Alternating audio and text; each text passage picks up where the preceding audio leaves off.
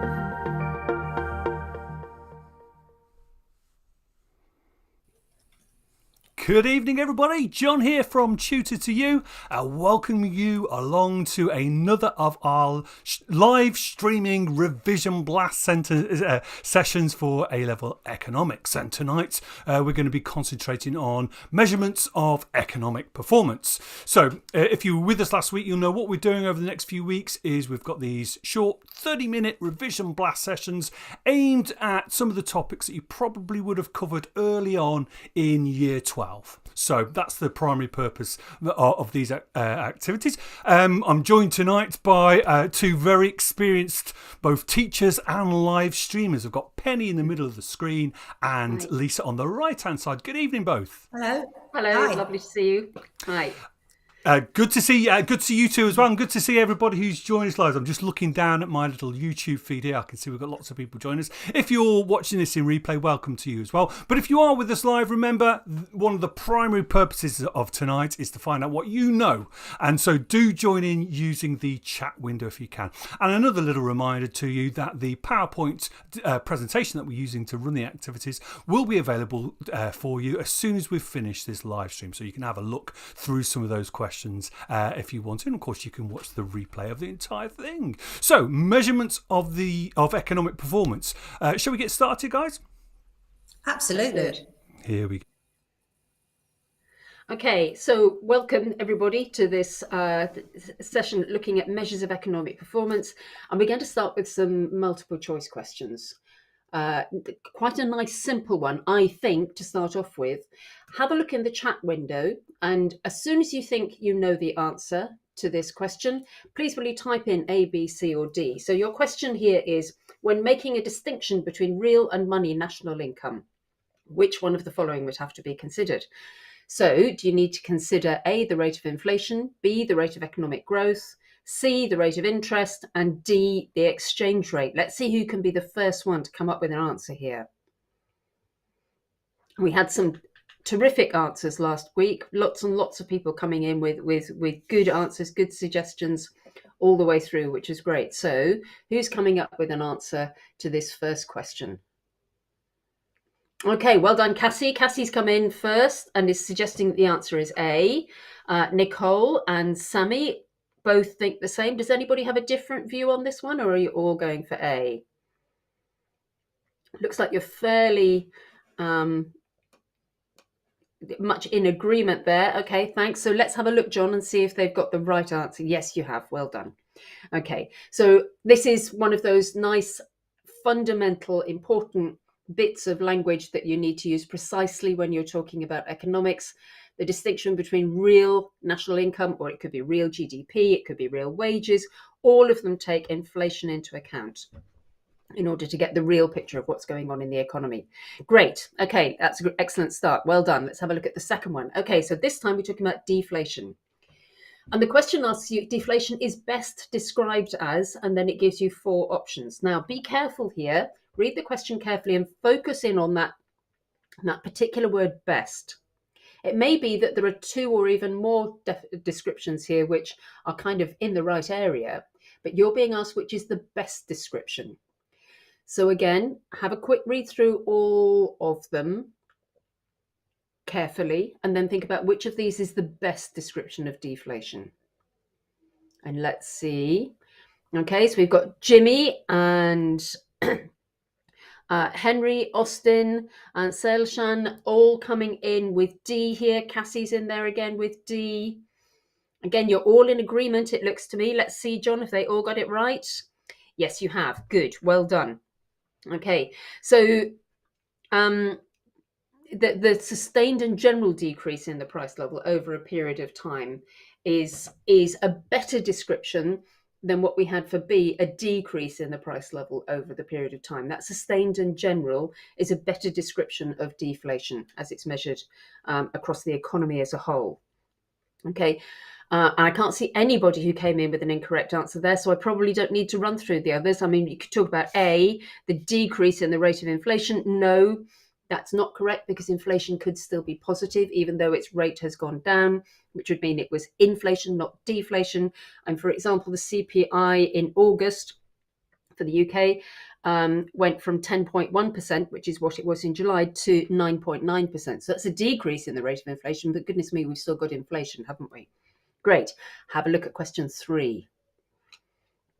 Okay, so this time we're looking at something to do with unemployment as another measure of economic performance. So an individual who has just finished a period of training and is now searching for a job is part of which of these? Very careful use of definitions here of the different types of unemployment and the language relating to unemployment. If you're year 13, then you would almost certainly have covered this last year, so it's a good bit of revision for you. If you're year 12, you may not yet have covered these precise terms, but let's see what you can do. Okay, so I think Shailasan was the first, sorry, I may not be saying that right. Shailasan was the first person with the answer here of A. Bertie's suggesting C. And then we've got, again, a stream of people suggesting A's. Let's have a look at the correct answer, please. And we can see that, yes, indeed, it's A. So it's frictionally unemployed. That's generally seen as someone who is between jobs or is shortly going to be employed. Whereas, of course, structurally unemployed would be someone whose skills don't match the available jobs. Hopefully that's not the case here, because this individual has just finished a period of training. So we'd hope that they've got the skills now that they need for the jobs out there. And of course, cyclically unemployed is to do with the economic cycle when you're in a downturn and there are simply not enough suitable jobs available because there's not enough economic activity. Okay, one more multiple choice. I think quite a lot of you are probably on 3 out of 3 so far. Let's see if you can get 4 out of 4. Okay, so Bank of England raised interest rates several times in 2022. Who knows, they might still do it again. As a result of this, what is likely to happen to the UK economy? Now, you need to have a think about each of these. Which of these is likely to happen as a result of that increase in interest rates? Okay, so have a think about the impact of rising interest rates and what that is likely to do.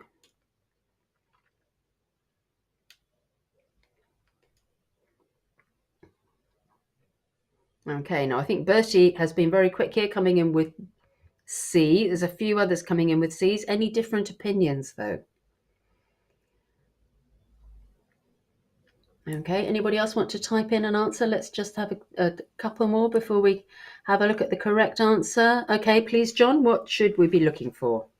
Indeed, it should be C. Well done. So I think that puts lots of you on 4 out of 4, which is excellent. Of course, it's not A, because the aim of the rising interest rates is actually to cut the rate of inflation. So hopefully the rate of inflation won't accelerate because of, or as a result of, the rising interest rates. B, the exchange rate will depreciate. Actually, it should be the opposite of that. There should be more demand for the pound to buy into UK bank accounts, to deposit currency into the UK. So you've got some hot money flows that should cause the exchange rate to appreciate. And the rate of inflation will become negative. Well, hopefully not. That shouldn't happen, because the aim, of course, of the Bank of England is to cut the rate of inflation to that 2% target. So great. Well done, everybody who got all 4 right. If you got some of those right, great. And we're going to hand over to Lisa now to have a look at some data. Thanks, Penny.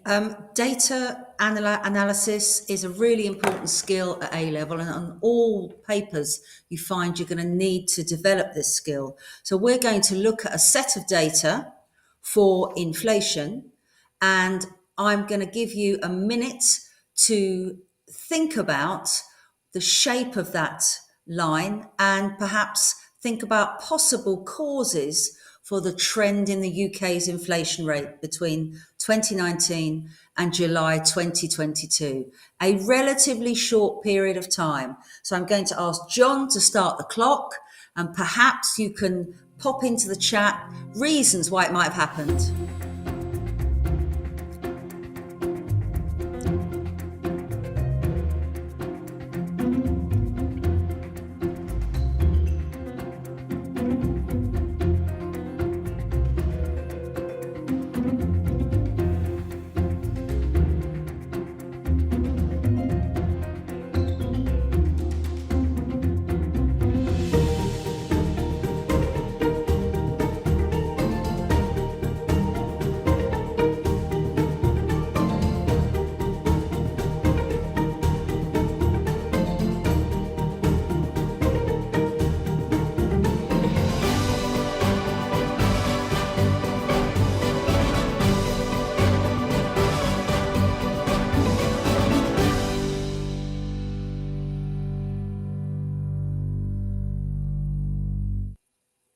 I hope you've got some ideas. I can see Jimmy's put in the chat that one of the causes of the increase in inflation is raw material costs rising, leading to cost push inflation. And that's absolutely spot on. If we take a look at the trend, though, on the data, before we talk a bit more about the reasons, you can see that inflation up until about July 2021 was pretty much on target. The target, of course, is 2% CPI.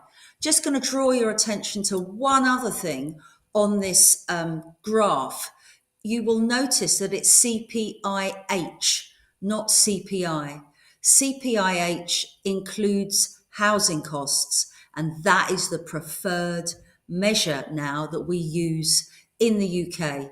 So just be aware of that, CPI has been the most commonly used, but now we're looking at CPIH. So if we move along, we can see the possible reasons. You've got some fantastic reasons in the chat. Very good description about inflation being relatively low. Reasons why it's risen. People talking about the pandemic causing inflation to be very low. Absolutely right. We weren't spending. We couldn't go out. But post-COVID, when the economy was opening up again, we saw inflationary pressures begin again. Post-COVID, when lockdowns ended, we saw supply chain bottlenecks. And of course, if we look at just how dramatic the rise has been in inflation. It's quadrupled in it just over a year. It's absolutely massive. It's gone all the way up to hit almost 10%, and we know it was 10.1 in August, and it's down to 9.9%. So the rise is absolutely huge. Once again, it's worth looking at the time frame here. Often you'll have data that might go back 5, 10 years. Here, it's 3 years. So you look at the increase in inflation and it's absolutely dramatic. Clearly, in recent times, made much, much worse by the war in Ukraine, which has driven up energy prices, but also food prices. I certainly didn't realize how much food we imported from Ukraine until the Ukraine war happened. So, really important. So, ultimately, this inflation is all cost push rather than demand pull. The economy is pretty sluggish in terms of growth. So, this inflation, the blame is absolutely at the door of cost push pressures. Well done, everyone in the chat. Some fantastically sophisticated analysis there. Let's take a look at another piece of data. Okay, this time we've got the exchange rate. Okay, so same again. I'm going to give you a minute to look at this data and then perhaps describe what has happened and why it's happened. So that's your job. Now, in the next minute, John's going to start the clock.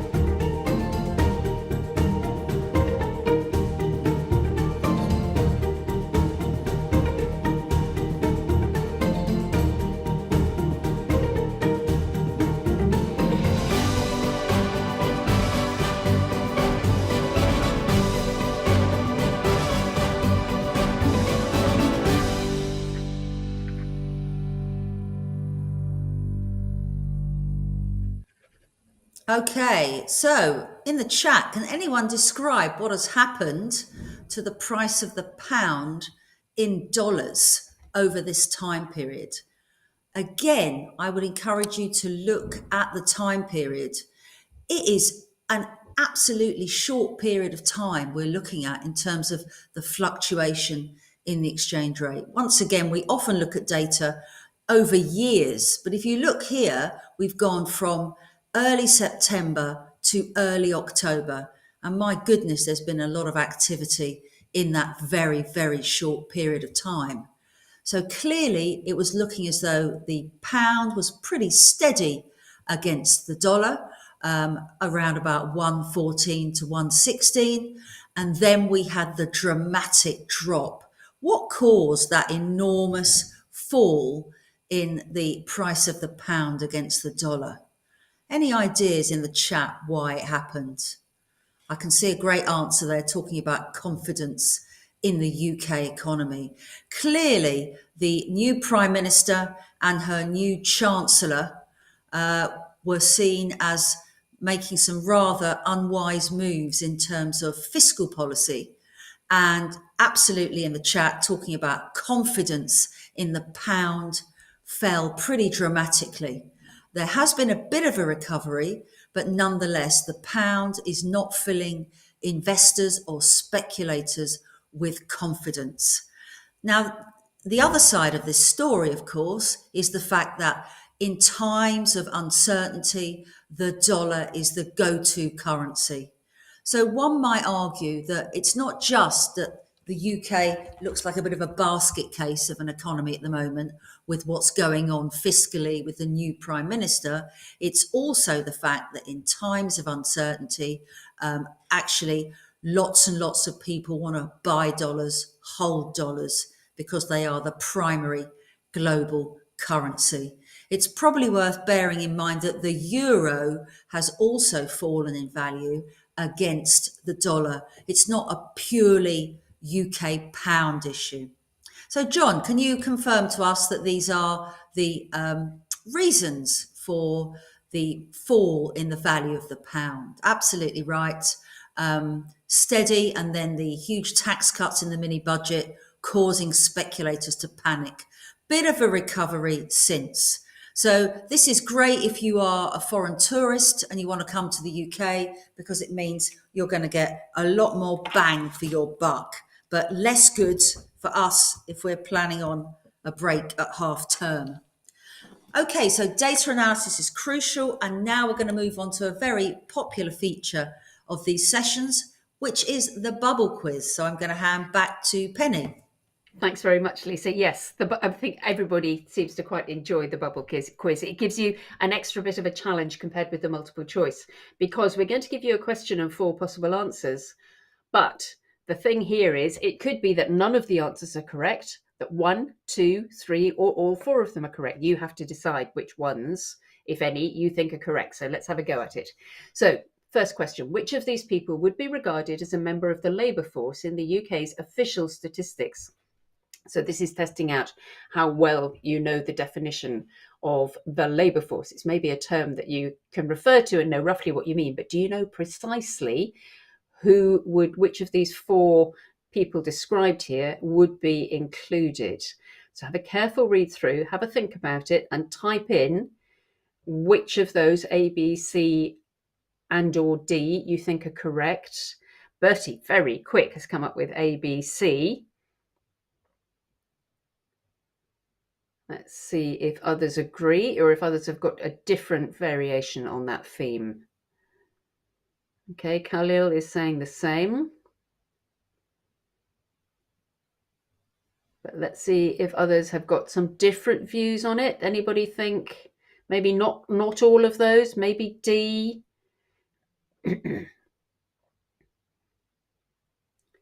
Okay, let's have some other thoughts coming through as well.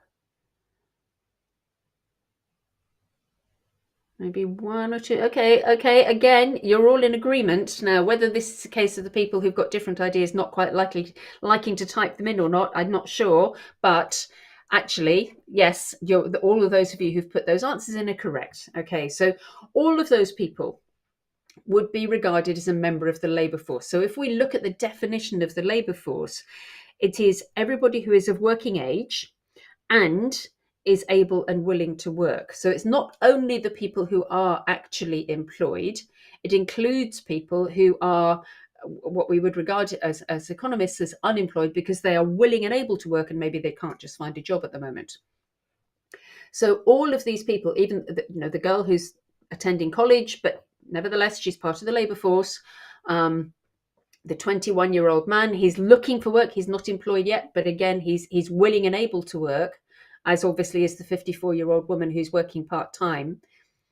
The only one who's not is the 47-year-old man, because he's choosing not to work. He's looking after his elderly parents full-time at the moment, so he's choosing not to be part of the labour force. Okay, let's have a look at the second one. Okay, so again, you've got 4 possible answers.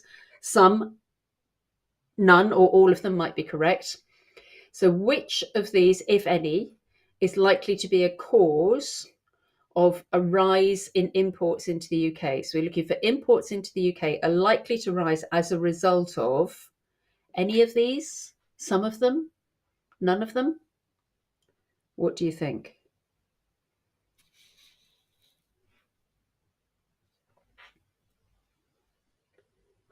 Let's give you a moment to think it through, because the questions with exchange rates and imports and exports always need a bit of careful thought, don't they?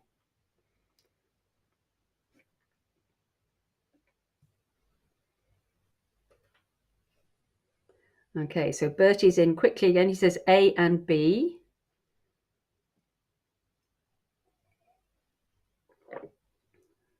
So does Gina Marie. Okay, any other thoughts? Okay. Lots of people saying A and B. Cassie is the first person with a different opinion, saying it's maybe only B. Nobody likes the look of C and D very much by the look of it. Okay, so now we've got a bit of a shift towards people saying only B. Now that's interesting. Let's have a look at the correct answer, please, John. And indeed, it is only B. So, rising UK national income. We would assume that will mean that people have got more money in their pockets, and so they are going to consume more, and so that will result in more goods being imported to fuel a lot of that consumption. So let's have a look at why the other ones are not right. I think everybody eliminated C and D here. Households saving more of their income, less consumption, and therefore less imports. And if the external value of sterling decreases, that means actually the imports become relatively more expensive. So we're less likely to import them because we have to use more sterling to buy the currency to buy the imports. Now, A was the one that threw a few people. So here we've got UK prices rising more slowly than prices in other countries. Now, why is that not going to lead to rising imports? Well, because what that means is that the prices of goods produced in the UK become relatively cheaper than those goods which could be imported from other countries where the prices are rising more quickly. So therefore, it would mean that imports are not likely to rise as a result of those UK prices rising more slowly. So we've got lower inflation, in other words, in the UK than there is in other countries. Okay, so let's have a look at question 3. So here we're looking for negative consequences of economic growth. Okay, now it could be all 4, could be none of them, it could be any variation in between. Have a look, have a think.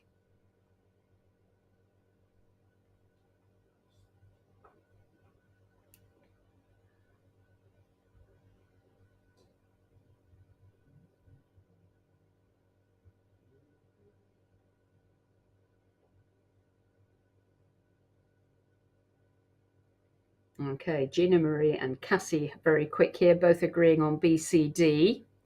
What we've seen in the last question is that the first people come in with an answer are not necessarily correct. So have a look, the rest of you, see what you think. Which of the following are negative consequences of economic growth? Okay, and again, same people, or the people coming in with the same answers. So let's have a look, please, John and C. Yes, you're right. Well done. It is B, C, and D. So negative consequences. Okay. Those higher prices resulting from resource scarcities. We think about the economic problem there, aren't we? So if resources become more scarce, then the prices will rise. I suppose that could actually be good for the sellers or the producers of those resources, but not for everybody else. So in general, it's a negative consequence. Environmental problems, of course, you've potentially got more negative externalities because there's more production, more transport happening. And obviously the loss of leisure time, if people are having to work harder and longer, affects our standard of living. The only thing that's good there is the improved competitiveness. That's got to be good for the economy. Okay, great. Well done. Some great answers there. Now back to Lisa again. You've got a real challenge with some definitions here. Thank you, Penny. This is a quick fire round, and you're going to have 60 seconds to match the key phrases to the definitions. So John's going to put them on the screen. He's going to start the clock and see if you can put in the chat matching the letter with the number. Good luck.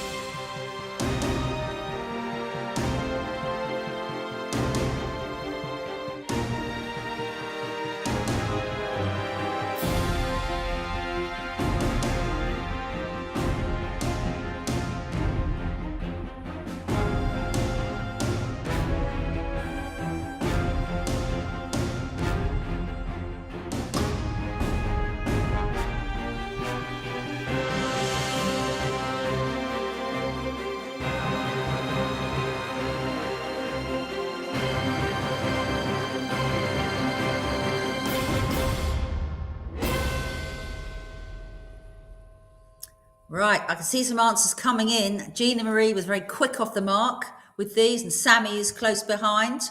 Let's have a look and see if you're right. Gina's certainly got a number of them correct, so very well done. So let's have a look at these. so many of you seem to be on the right track. So purchasing power, essentially, how much a unit of currency can purchase, can buy. So in other words, it's very much a reflection of what you can buy with your currency.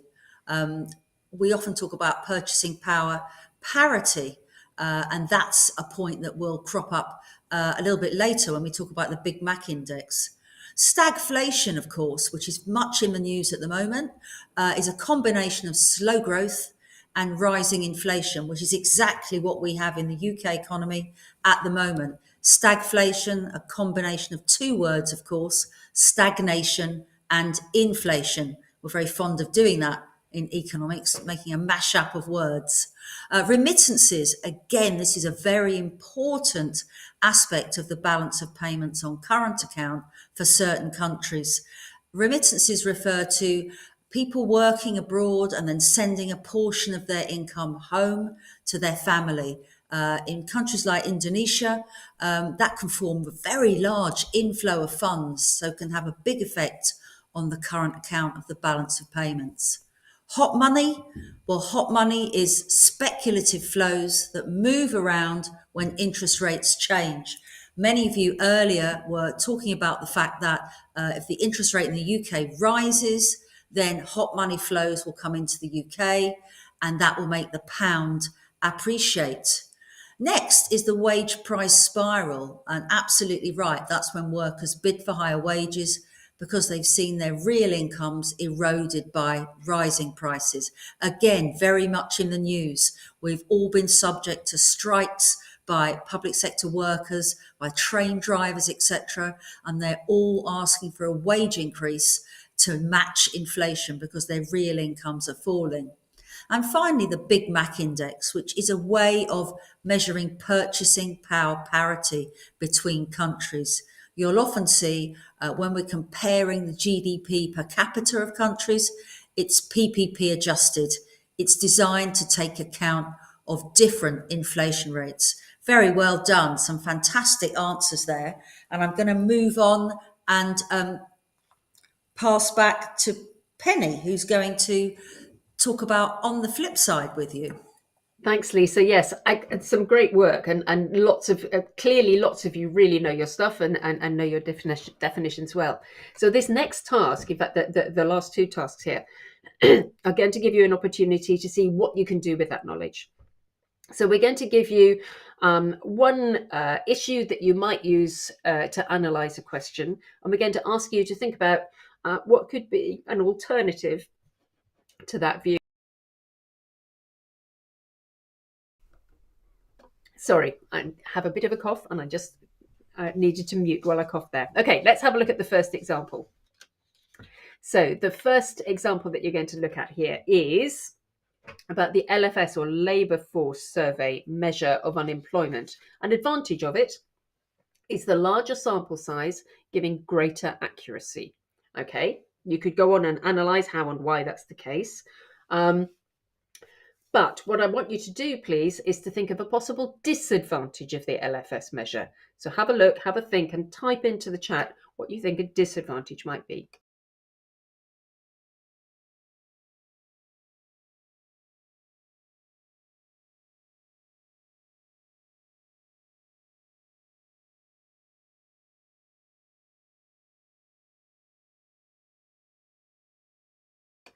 Okay, great. So we've got a couple of suggestions here that it's time consuming to carry out. Yes.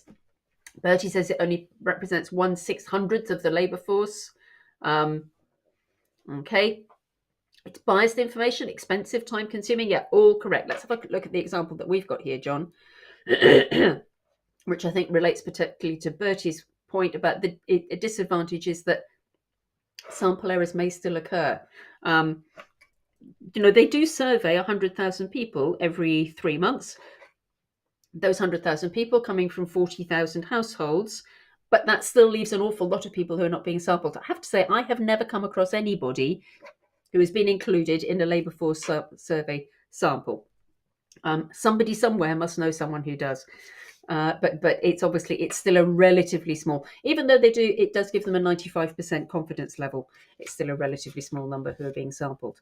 Okay, great. Have a look at this one and do the same here. So now we're talking about the CPI, Consumer Price Index, maybe a more valuable measure of inflation as it excludes mortgage repayments. So we're presumably comparing it here with the CPIH, which Lisa was mentioning before. Okay, so if you were analysing that, you'd obviously want to go on and say why that's significant. But what might a possible disadvantage of the CPI be as a measure of inflation?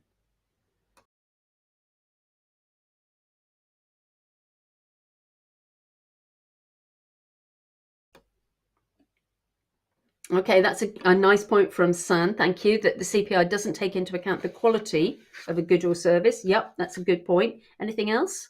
There are other suggestions that you might be able to make to add in there. What else is a disadvantage? January, it's only updated yearly. No, it's the basket of goods which is updated yearly. Be careful, be precise about it. January, remember CPI is measured every month. Okay. San is saying it's constantly changing. It makes it difficult to make comparisons. Possibly, we index it. You can index it, of course. Okay, Bertie's good point here includes 700 or so different consumer goods and services, which don't represent what households of different incomes buy, and that's the one that's closest to the suggestion that we're making here. It doesn't mean to say that your other suggestions are not correct as well, but here's the point: that the basket of goods represents an average household. And that doesn't necessarily include a non-typical household. So a household without a car obviously wouldn't be bothering to buy or wouldn't need to buy petrol or diesel for the car, insurance, car maintenance, and that sort of thing. And those costs make up a very significant part of the CPI calculation. So that part of it will be irrelevant to households which don't have a car. Great, really good answers there. Now, I think Lisa's going to take you to the last activity, which gives you an opportunity to take your sort of descriptive powers a bit further still. Thank you, Penny. Yes, examples are essential in economics, and you are living in a very fast changing world. So you need to acquire a number of examples to inform your work. So if we look here, one cause of the UK's inflation could be the change in exchange rates impacting on the price of imported goods. Well, what sort of goods have got more expensive? If we have a look at the slide, hopefully John is going to reveal what sort of goods have become more expensive. Someone's put cigarettes, I don't know. That's true. What do you think's got more expensive? We've talked about this earlier today. Things like food from the EU. If you've been shopping in the supermarket, you'll know things like vegetable oil have gone up by about 50p for a litre bottle. Clearly, some of these problems are partly related to us leaving the EU, so there's more red tape, things are more expensive, but also you could link it back to the problems of the Ukraine war and supply chain issues. Absolutely, things like fruit and veg have got much more expensive. I am not a protein powder user, so I couldn't possibly comment on that, but certainly fruit and veg and all of our basic foodstuffs have got much more expensive. And of course, we know that energy's got more expensive. Petrol, although it's come down a bit, has hit incredibly high prices. And so it's nice to say that we import petrol from places like Saudi and countries that are in OPEC. And also, a really important point to raise here is that petrol is sold in dollars.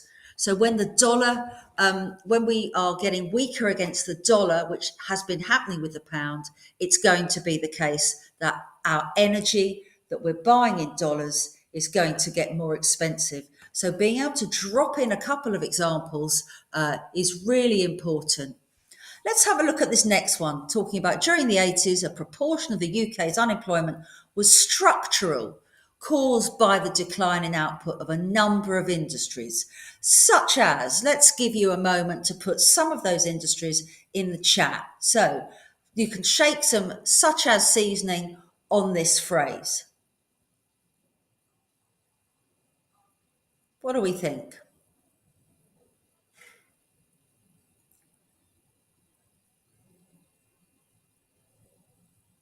Yeah, good answer there. Coal, coal mining, massively been in decline. almost no coal mines really operating in the UK now. Yeah, manufacturing in the north, that's certainly true. Very good. Let's have a look at what John's going to suggest to us. Yeah, absolutely right. Shipbuilding, steel manufacture, all of these experienced enormous decline in the 80s. We described that as structural unemployment. In other words, what we're suggesting is that the skills that workers have, there aren't any jobs for them anymore. Lots of it concentrated in the north and the northeast, lots of coal mining in South Wales. So not only was this unemployment very often structural, it was also regional as well. Sometimes unemployment might be not just one reason, it could be a combination of reasons. So it's always useful to be able to include that. Let's have a look at this next one. One cause of the UK's persistent current account deficit is that we are a net importer of finished manufactured goods. Well, what sort of things are we actually importing then? Can you give a few examples of the sort of things that we are actually importing? We know we have a current account deficit pretty much permanently because we import finished manufactured goods. You probably only need to look around your house to spot some of these imported manufactured goods to realise that. I see some good answers coming up. Cars, absolutely right. Electronics, all absolutely brilliant answers. Our mobile phones, if you've got an Apple phone, it's made all over the world. Household appliances, absolutely brilliant. So, lots and lots of examples there. So, John, are you agreeing with us? Yeah, absolutely right. And we've come up with lots more examples. Shoes and clothing, that's certainly true. We import lots of those goods from abroad. So that's a fantastic effort from you all in the chat. And that is our final slide of the evening, I think. Absolutely right, Lisa. Brilliant. And you're not wrong as well. We've had some wonderful answers tonight. Many more than just the ones that we've been including as part of the slides. Fantastic stuff. As always, I'll try and do a bit of a shout out. Apologies to anybody that I've missed as I haven't written them down. Cassie, I think, was the first person to answer a question tonight. Nicole, Sammy, Henri or Henry, Jimmy, Austin, Shaylazan, Lala, Bertie, Gina Marie, Khalil, Merrill, Sam, San, all those people. And apologies, like I say, if I've missed you. Thank you so much for your responses. Absolutely wonderful stuff. And of course, we're back next week, so we'd love to see you again. We're back to doing some micro next week. We'll talk about demand and supply. Once another quick reminder that of course you can download the PowerPoint if you want to see all of those questions once more. Big thank you to Penny and to Lisa for delivering the activity tonight. Thank you both. Pleasure. Been a pleasure. And we'll see you two again very soon, but hopefully we'll see everybody who's with us tonight very, very soon next week. Goodbye, everybody. Bye. Bye. Bye.